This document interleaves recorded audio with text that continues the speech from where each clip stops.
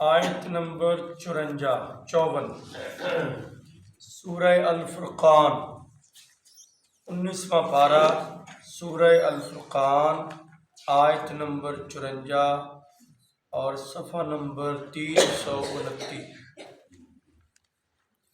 اعوذ باللہ السمیع العلیم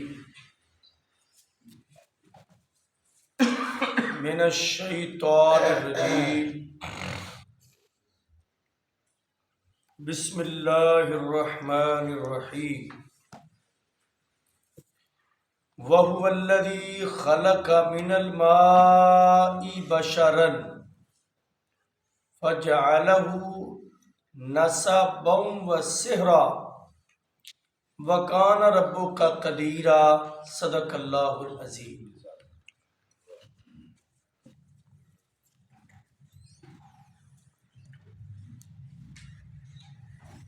وَهُوَ الَّذِي، اور وہی اللہ، خلق من الماء بشرا، جس اللہ نے پانی سے بشر انسان کو بنایا، فَجَعَلَهُ نَسَبًا وَصِهْرًا، پھر اس کی رشتہ داری نسبی خونی وہ بنائی، وَصِهْرًا، اور اس کے سسرالی رشتہ دار بنائے، وَكَانَ رَبُّكَ قَدِيرًا، اور تیرا رب بڑی قدرت والا ہے۔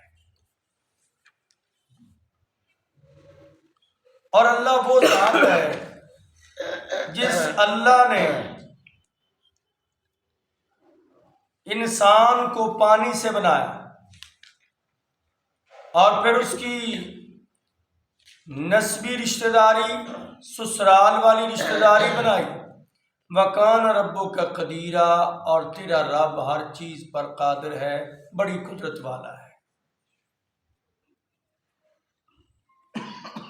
اللہ تعالیٰ کی وحدانیت کے دلائل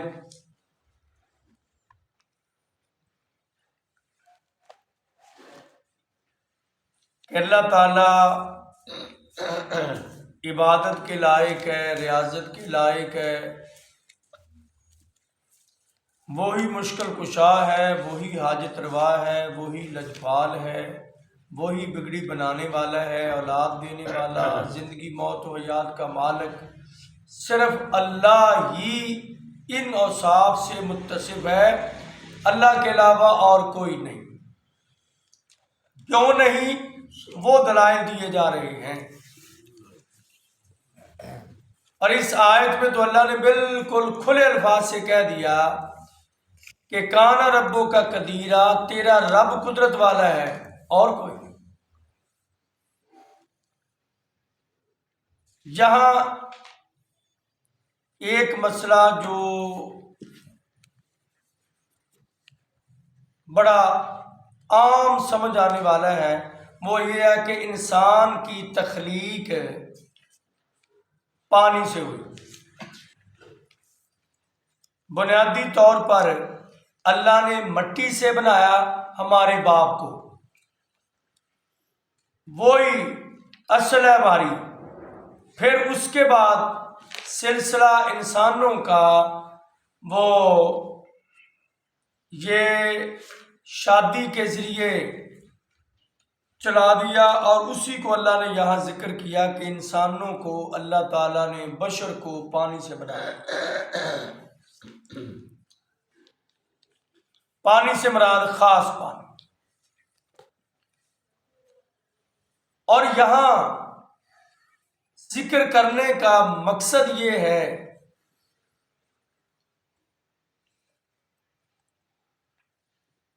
کہ وہ رب اتنی قدرت والا ہے، جس پانی سے بنایا وہ بڑا بیکار پانی۔ قرآن پاک نے دوسری جگہ پر ذکر کیا مِن ماء مہین، گٹیا پانی، حقیر پانی، اتنا حقیر پانی کہ ایک قطرہ بھی نہیں، اس کا تھوڑا سا حصہ بھی لگ جائے انسان کا جسم ناپاک، کپڑے ناپاک ہو جاتے ہیں۔ ناپاک سے، ناپاک، گھٹیا، رذیل، حقیر پانی سے کل کائنات کی 18,000 مخلوقات میں سے افضل ترین مخلوق انسان کو بنا دیا. مادہ جہاں سے بنایا وہ حقیر، اور جو بنا وہ سب سے عظیم. اور یہی تو قدرت ہے اللہ کی. خالق کا معنی عام ہے، خالق کا پیدا کیا، ماضی کا صیغہ ہے، اسی سے ہے خالق پیدا کرنے والا، اور اسی سے ہے مخلوق جس کو پیدا کیا گیا، مفعول کا صیغہ ہے. خالق اس میں فاعل کا صیغہ ہے، اور اللہ اس میں موصولہ ہے. ماء کی جمع میاہ آتی ہے، ماؤن پانی کو کہتے ہیں، اس کی جمع میاہ، بہت سارے پانی. بشر یہ سکن کو بھی کہتے ہیں، جلد کو بھی بشر کہتے ہیں، چونکہ یہ انسانی سکن کے لیے خاص ہے تو یہ اصول ہے، جز بول کر کل مراد لیا جاتا ہے، منطق کا اصول. اب اللہ فرماتے ہیں ہم نے بنایا انسان کو، کس سے بنایا؟ پانی سے. اور اس کی حقیقت کیا تھی وہ میں نے سرسری سا اشارہ کر دیا. پھر اللہ کہتے ہیں ہم نے انسان بنایا جس کو کہا کہ اس کو سب سے افضل، وَلَقَدْ كَرَّمْنَا بَنِي آدَمَ، ہم نے بنو آدم کو سب سے زیادہ عزت عطا کی. کہیں کہا فضلتکم علی العالمین، سب جہانوں میں سے تم کو ہم نے فضیلت دی. کہیں کہا کہ والتین والزیتون وطور سینین وہذا البلد الامین لقد خلقنا الانسان فی احسن تقویم. انسان کو سب سے خوبصورت شکل دی. جتنے بھی جانور ہیں، مخلوقات ہیں، طاقتور بھی ہیں، جسیم لہیم بھی ہیں، لیکن اس کے باوجود بھی شکل، صورت، عزت وقار والی جو اللہ نے انسان کو دیا وہ کسی کو بھی نہیں دی. اس کی خوراک بھی اعلیٰ، اس کی قد و قامت بھی اعلیٰ، اور اسے عقل سب سے اعلیٰ دی. اور اس کے بعد ایک احسان یہ کیا فَجَعَلَهُ نَسَبًا وَسِحْرًا، اس کو اکیلا نہیں چھوڑا بلکہ اس کے ساتھ اس کی رشتہ داریاں جوڑ دیں، جس کو اللہ نے سورہ نساء کی پہلی آیت میں کہہ دیا کہ اللہ سے ڈرو رشتہ داریوں کے معاملے میں. پھر اس کا رشتہ قائم کیا، ایک رشتہ ماں کا، ایک باپ کا، بہن کا، بھائی کا، اور پھر ماں باپ کے بہن بھائی، جو خاندان قبیلہ ہے نا، پھر وہ یہ ایک خاندان کا فرد بنا جو اس کے ہر دکھ سکھ میں اس کے شریک ہوتے ہیں، یہ ان کے دکھ سکھ میں شریک ہوتا ہے. اس کی ہمدردیاں یا اس کے دل میں دوسرے انسانوں کی ہمدردیاں ہم نے رکھ دیں تاکہ یہ ایک تسلسل کے ساتھ انسانوں کے ساتھ جڑا رہے. نسب نسبت سے ہے، نسبت جو ہماری زبان ہے، نسبت یعنی اس کی نسبت کس کی طرف سے ہے؟ اس کا باپ کون؟ نسبت باپ کی طرف، ماں کی طرف، بہن بھائی. یہ جو خاندان خونی رشتے ہیں نا، ماں اور باپ کی طرف سے جو رشتہ داریاں ہیں، اس کو نسبی رشتہ دار کہا جاتا ہے. وَسِحْرًا، پھر اور ایک وقت آتا ہے انسان پر کہ انسان ازواجی زندگی کے ساتھ منسلک ہو جاتا ہے. سسرال کا ایک نیا رشتہ انسان کے ساتھ منسلک ہو جاتا ہے. ایک تھا انسان، جب آیا انسان دنیا میں اکیلا، لیکن ایک بہت بڑے معاشرے کا فرد بن گیا.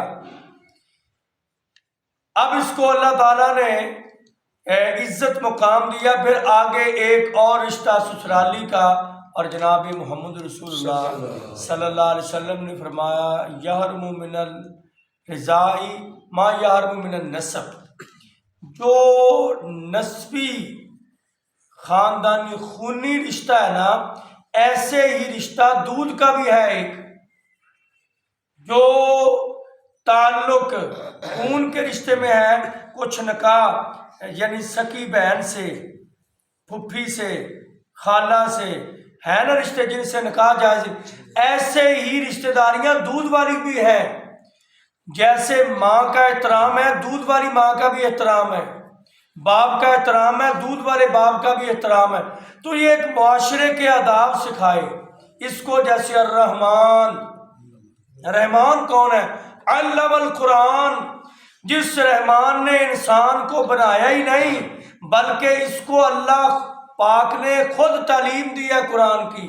علم القرآن، خلق الانسان، علمہ البیان، اللہ نے اس کو بولنا سکھایا، اس کو پروان چڑھایا اور اس کو یہ سارے آداب سکھلائے، انسان ممتاز رہے حیوانوں سے، درندوں سے، دیگر مخلوقات سے، عقل، شعور، تہذیب اسے عطا کی۔ وَكَانَ رَبُّكَ قَدِيرًا، تیرا رب قادر نہیں ہے کہ یہ انسان کو اللہ تعالیٰ نے کس چیز سے بنایا اور کتنی عظمت عطا کر دی۔ اور بعد نے کہا اس کا معنی یہ ہے کہ انسان قد وزن کے لحاظ سے ایک چھوٹی مخلوق ہے بڑی بڑی مخلوقات کے مقابلے میں، لیکن اللہ نے اسے عقل ایسی دی ہے کہ تمام مخلوقات پر یہ ہیوی ہے، تمام مخلوقات پر ہیوی ہے۔ اور جو پروں کے ساتھ اڑنے والے پرندے ہیں وہ اڑتے ہیں بلندیوں پر، یہ بغیر پروں کے پرواز کرتا ہے ان سے بھی اوپر۔ اور جو پانی میں رہنے والے جانور ہیں وہ پانی میں غوطہ زن ہوتے ہیں، لیکن بغیر یہ پانی کے اندر رہنے کے ان سے بھی زیادہ گہرائی میں جا سکتا ہے۔ اس قدر عقل اللہ نے انسان کو دی۔ وَكَانَ رَبُّكَ قَدِيرًا، تیرا رب یہ قادر ہے، یہ ہے تیرا رب، تو نے اسے پہچانا ہی نہیں۔ اللہ ہمیں سمجھنے کی۔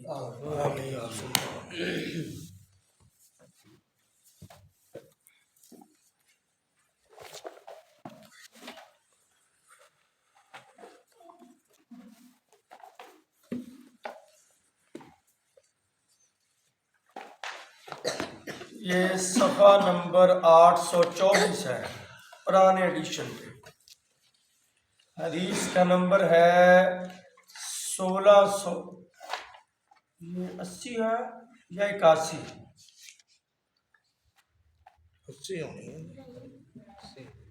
80 پھر یہ 823 صفحہ ہے۔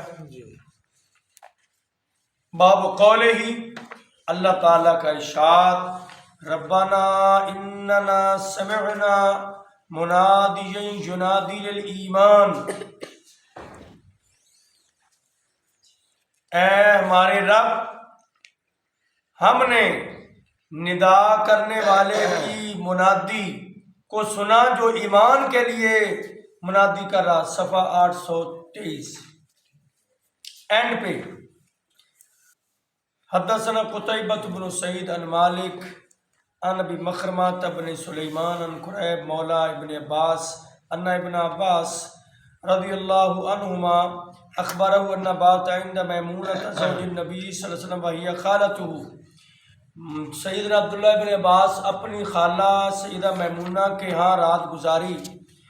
فاضطجعت فی ارض الوسادہ، چٹائی کے چڑائی میں لیٹ گئے۔ واضطجع رسول اللہ صلی اللہ علیہ وسلم فی طولھا، آقا اور آپ کی زوجہ محترمہ اس کی لمبائی میں۔ فنام رسول اللہ صلی اللہ علیہ وسلم حتی اذا انتصف اللیل، آقا علیہ السلام سو گئے آدھی رات یا اس سے تھوڑی دیر پہلے یا اس سے تھوڑی دیر بعد۔ استيقظ رسول اللہ صلی اللہ علیہ وسلم، آقا بیدار ہوئے۔ فجلس یمسح النوم عن وجه بيده، آقا ایسے اپنے چہرے سے نیند کے اثرات کو ختم کر رہے تھے تو پھر ساتھ پڑھ رہے تھے۔ ثم قرأ 10 الآیات الخواتم من سورۃ آل عمران، آل عمران کی یہ 10 آیات جو ہم نے پیچھے بھی حدیثیں پڑھی وہ پڑھ رہے تھے. پھر آپ آئے لٹکی ہوئی مشرق کی طرف، پھر آپ نے اس سے وضو کیا، اچھے انداز سے وضو کیا، پھر آپ کھڑے ہو گئے، نماز پڑھی، تہجد کی. ابن عباس کہتے ہیں میں بھی کھڑا ہو گیا اور جیسے نبی پاک نے کیا سیم میں نے ویسے کیا. یہ ہے سنت، یہ طریقہ جو نبی کا سو میرا. سما ذہب تو پھر میں گیا اور نبی پاک کے پہلو میں کھڑا ہو گیا. آپ نے اپنا دائیں ہاتھ میرے سر پر رکھا اور اپنے دائیں ہاتھ کے ساتھ میری کان کو ذرا دبانے لگے اور پھر 2 رکعتیں پڑھی، پھر 2 رکعتیں پڑھی، پھر 2 رکعتیں پڑھی، پھر 2 رکعتیں پڑھی، پھر 2 رکعتیں پڑھی، پھر 2 رکعتیں پڑھی. پھر آپ نے وتر پڑھا، پھر لیٹ گئے حتیٰ کہ مؤذن آیا اور اس نے اذان دی. پھر آپ نے اٹھ کر 2 رکعتیں نماز سنت ہلکی پھلکی پڑھی فجر کی. پھر آپ نکلے نماز فجر پڑھانے کے لیے. تو یہ آپ سمجھیں گے کہ ہے بخاری شریف کتاب کتنی بڑی مسند، اور 3 حدیثوں میں ایک ہی واقعہ. تو یہ اتنا اہم علمی نکتہ ہے کہ یہ اس لیے ہی مسند کتاب ہے کہ اس کی سند بڑی مسند ہے. سند حدیث کیسے لی، کن سے لی؟ ہر حدیث کی سند مختلف ہے، یعنی اتنے ترکوں سے، اتنی نسبتوں سے. مثلا ایک بات انہوں نے مجھے بتائی، وہی بات انہوں نے مجھے بتائی، وہی بات انہوں نے مجھے بتائی. تو میں نے بتایا کہ حاجی صاحب نے مجھے یہ بات بتائی، یہ بھائی رضوان صاحب نے یہ بتائی، حاجی صاحب نے یہ بتائی. تو بات وہی ہے 3 بندوں کے واسطے سے، تو بہت اور پکی ہو گئی. پہلے راوی معتبر ہے، بندے پہلے ہی معتبر ہیں اور ہو بھی 3 گئے، تو بات بڑی. یہ اس لیے بار بار لائے ہیں تاکہ بات اور لوگوں کے سامنے وضاحت سے ایسے ہی.